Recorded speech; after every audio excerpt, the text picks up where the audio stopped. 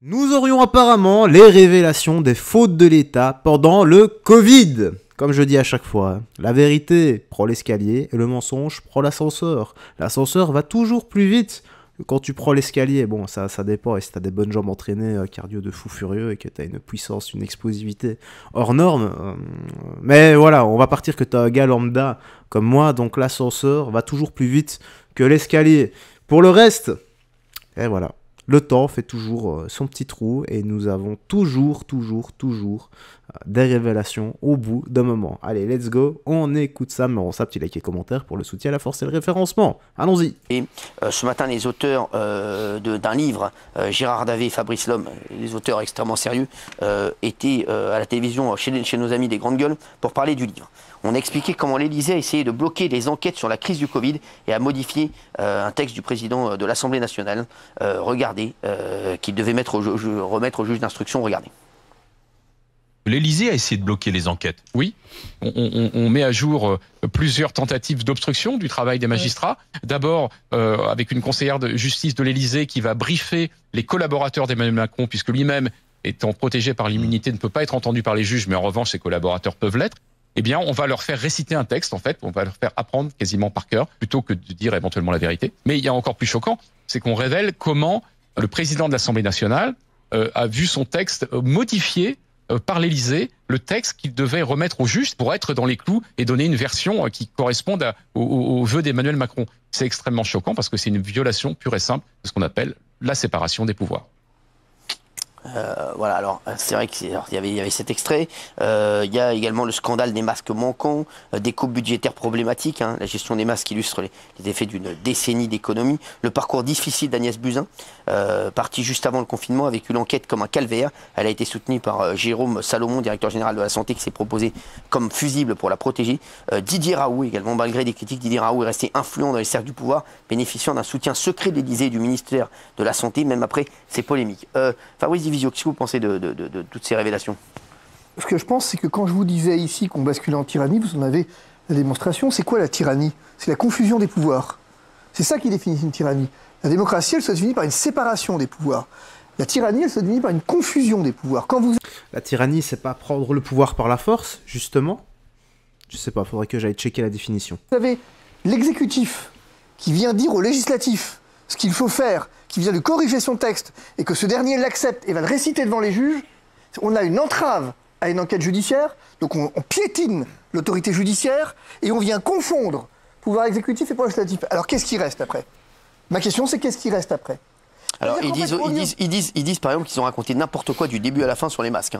Mais ça, alors... Vous l'aviez dit d'ailleurs. Je rappelle quand même que j'ai été le premier à déposer plainte devant la Cour de la République. J'avais été violemment critiqué à l'époque, il ne fallait pas entraver. Juste, vous savez qu'il y a des gens qui ont fait fortune grâce à cette bêtise des masques. Des fortunes qui sont milliardaires aujourd'hui, sur le dos des Français. Non, mais est-ce que vous le savez, ça? Multimillionnaires sur le dos des Français. Et sur le dos d'une bêtise qui a été véhiculée. C'est quand même incroyable, je vous le dis. Les mecs, là, ils sont... la TVA. Non, je vous le dis, exactement. Et il y a des mecs qui ont fait des magouilles énormes sur les masques, croyez-moi.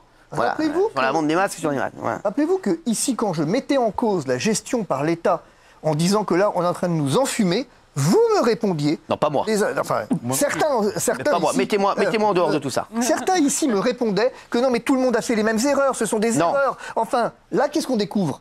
C'est qu'en fait, quand vous cherchez à cacher une erreur, est-ce que c'est encore une erreur que vous cherchez à cacher? Si c'est des erreurs et que tout le monde les fait, alors pourquoi est-ce qu'on cherche à ce point à les cacher? Peut-être. Et pourquoi est-ce que c'est encore secret défense? Bien sûr. Je voudrais vous faire observer un point. Outre-Atlantique, Trump dit « Moi, je vais tout déclassifier. » Le 11 septembre, Kennedy, ce que vous voulez, je vais déclassifier. Ici, il n'y a pas un parti d'opposition, même pas un, que ce soit de Bardella à Mélenchon, personne ne veut déclassifier ce qui s'est passé pendant le Covid. Personne ne veut effectivement lever le secret défense. Parce que je vous le dis aussi, Fabrice, il y a eu des énormes magouilles, des tests en pharmacie, des masques, il y a une économie parallèle qui fait qu'aujourd'hui, il y a des gens qui sont multimillionnaires. Alors qu'il y a des Français qui travaillent, qui se lèvent tous les jours, comme je l'ai dit, et qui le 10 du mois sont en galère. Et il y a des mecs qui ont fait des magouilles énormes sur le dos du Covid et qui sont aujourd'hui multimillionnaires. Non mais je vous le dis. Et ça, on l'a laissé passer. Ça, on laisse passer. C'est comme les dealers, c'est comme tout. Vous savez, je vous le dis, quand vous faites des magouilles, franchement, vous êtes limite remercié par l'État. Ici, le mot de scandale. Bien sûr, c'est un scandale. Il dit de long en long qu'on était face à un scandale d'État. Je veux dire que quand même, je vous signale un truc, je vous rappelle un truc. Buzyn avait dit dans Agnès. une colonne du journal Le Monde qu'elle avait envoyé un message au président de la République pour l'avertir de ce qui allait se passer et que ce dernier avait fait la sourde oreille. On a demandé, c'est pour ça qu'on a déposé plainte. Si c'est vrai, on a un scandale. Qu'est-ce qui est écrit? Elle est où la transparence? La grande transparence d'Emmanuel Macron promise en début de quinquennat, où est-ce qu'elle est? Eh bien, elle s'est éteinte en même temps que la raison dans le Covid. Ah, c'est vrai que c'est très très problématique ce qui a été dit. On laissera Géraldine Maillet parler à la fin parce que c'est une des plus grandes défenseuses de vaccins et du Covid et de la gestion du Covid par la France. Elle trouve qu'on a géré ça d'une manière exceptionnelle, mais elle ne connaît pas les dessous de tout ce qui s'est passé. Moi, je connais. Contrairement à moi, qui suis peut-être mieux placé que vous, Géraldine, moi, je connais même les dessous et les magouilles énormes qui ont été faites autour de cette crise sanitaire. C'est incroyable, je peux vous dire. C'est des milliards d'euros encore. Je vous le dis, des milliards d'euros encore, je vous le dis, Fabrice de Villio. Donc c'est encore des milliards d'euros qui se sont envolés avec des mecs qui sont en train de certainement, là, d'être sur un yacht, en train de dire merci au gouvernement. Voilà, oui. Au début, quand ça a démarré, qu'il y avait la pénurie de masques, il y a plein de gens qui ont essayé d'en importer, j'en faisais partie, et on avait interdiction d'importer des masques, alors qu'il y avait une pénurie. Jusqu'à temps que certaines grosses entreprises françaises fassent rentrer leurs masques, qui sont rentrés en grande distribution. Et ensuite, on a eu le droit de ramasser les miettes et d'importer nos masques. Non, mais vous ne savez pas le nombre de gens qui se sont gavés grâce au Covid. Mais je vous le dis, il y a des milliardaires du Covid. Aujourd'hui, il y a... Mais je vous le dis, voilà, je vous le dis, il y a des mecs qui sont milliardaires grâce aux monnaies comme le Bitcoin, etc. Il y a des milliardaires du Covid. Dans toute guerre, il y en a qui s'enrichissent. Dans toute guerre, là, c'était une guerre. Oui, exactement. Mais s'enrichir, oui. Mais s'enrichir sur le dos des Français et sur le dos du gouvernement qui va après réclamer aux Français de l'argent parce qu'ils ont 3,3 milliards de dettes. Là, les mecs, moi, il va falloir me l'expliquer à un moment. Enfin, pardon Cyril, mais quand même, venir s'enrichir sur le dos du gouvernement... Oui, enfin, non. Ou alors le gouvernement enrichit ses copains. Oui, exactement. Non, mais Fabrice, ce que je veux dire, c'est que quand on a 3,3 milliards de 3 000 milliards de dettes et qu'on vient demander aux Français une nouvelle contribution et qu'il y a des mecs au gouvernement qui te disent il y a 2 jours, les retraités qui prennent plus de 2 000 €, on va aller leur chercher l'argent. Les mecs, alors que tu as des mecs qui sont là en Aston Martin ou en Ferrari ou en Lamborghini parce qu'ils ont fait des magouilles pendant le Covid. Les mecs, c'est bon. Mais là, tout le monde est content. Vous avez dit quoi qu'il en coûte. Pas quoi qu'il lui en coûte, quoi qu'il nous en coûte. Exactement, oui. L'aspect économique, il y a l'aspect humain. Je pense qu'il y a plein de gens, et on en fait partie, qui ont l'impression de s'être fait voler 2 ans de leur vie à cause de la gestion du Covid. C'est pour ça que l'État aussi ne veut pas dire la vérité, parce qu'on a été privé de liberté. Mais il y a surtout un gros aspect économique. Privé de travail pour certains, privé de sortie. Et ma question pour Fabrice, vous qui êtes avocat, qu'est-ce qu'on serait en mesure de demander à la France, au-delà de la vérité? Est-ce qu'il y a un préjudice? Pour moi, il est... Ça dépend. Si vous me demandez qu'est-ce qu'on devrait normalement obtenir dans un État de droit, je vous dirais déjà la vérité. Une cour de justice de la République qui ne viendrait pas effectivement en grande pompe dans la presse vous expliquer que circuler, il n'y a rien à voir et que probablement les ministres vont être ainsi dans un non-lieu. Premier élément. Ouais. Deuxième élément, moi j'ai agi en responsabilité de l'État en disant, mais attendez, notamment sur les masques, notamment sur le confinement, en disant, moi je comprends pas, à un moment donné, on doit pouvoir obtenir une indemnisation. On nous a répondu, oui certes, il y a peut-être une faute, mais il n'y a pas de préjudice. Donc voilà, on est content d'apprendre que finalement on s'est fait voler 2 ans de notre vie sans préjudice. Exactement. Et la vérité, c'est que dans un État, dans une république bananière, c'est comme ça que ça fonctionne. Exactement.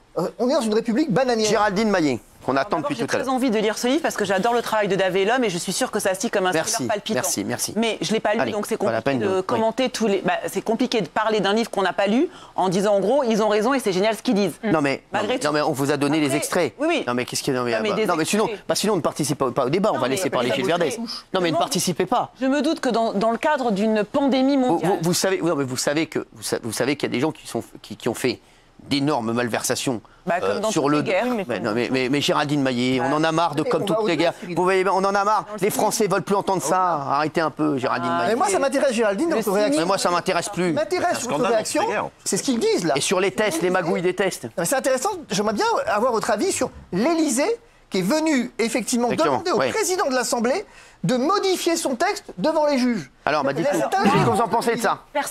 Ça ne me choque pas. Parce que j'estime que dans une pandémie mondiale, où on était complètement à tâtons, où on a fait sans doute des erreurs, on a tâtonné. On n'a pas fait on a fait que des erreurs. Moi, je ne le pense pas. Est-ce que vous savez qu'aux États-Unis, ça s'appelle un crime fédéral? Bien sûr. C'est un crime fédéral, ça. Nous verrons. On est en France, c'est notre spécificité. Et la France, c'est pas un crime. Et je me dis que dans le cadre d'une pandémie planétaire. Donc on a le droit, forcément, il y a des éléments de langage. On est dans une crise majeure. Il y avait des éléments de langage qui étaient donnés pour que justement il y ait une sorte de...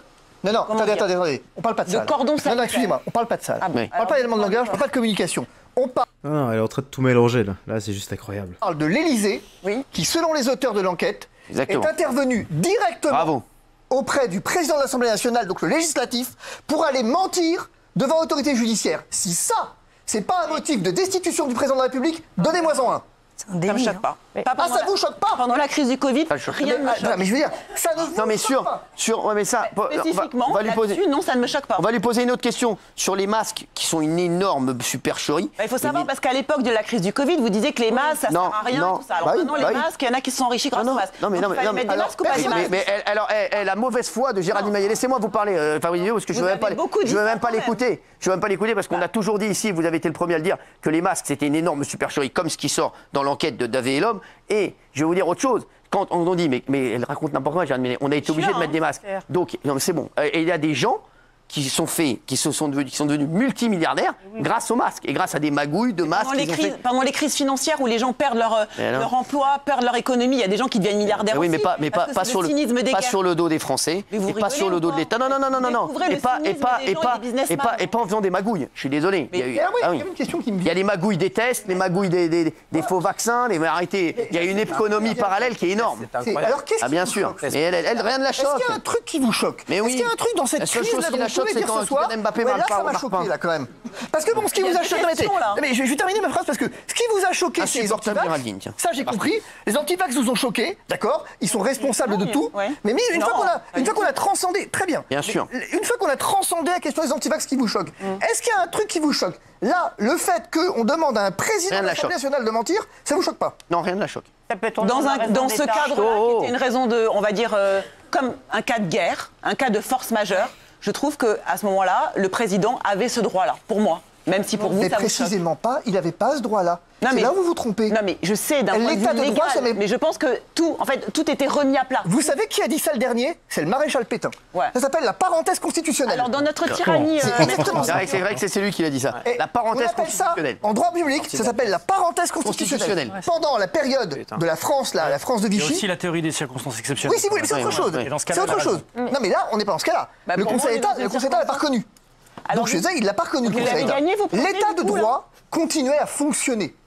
C'est vrai qu'il y a quelqu'un qui dit juste, Géraldine, le masque était inutile, vous dites, et ça n'empêche pas que certains se soient enrichis dessus. Bien sûr qu'il est obligatoire. Attendez, bravo Loïc. Vous nous donnez une leçon de, il ne faut pas être cynique pendant les crises. Non, je vous donne une leçon, Géraldine Maillet, ouvrez les yeux parce que Par exemple, à Los Angeles, il y a des gens qui ont des maisons qui n'ont pas brûlé, le prix de l'immobilier. Alors, mais oui, mais ça n'a rien à voir, c'est pas sur le dos, il n'y a pas de magouille là-dedans, mais pas du tout. Mais dites pas de bêtises, on a envoyé des millions de masques à la Chine alors qu'on n'en avait pas ici. Qu'est-ce que vous racontez comme conneries?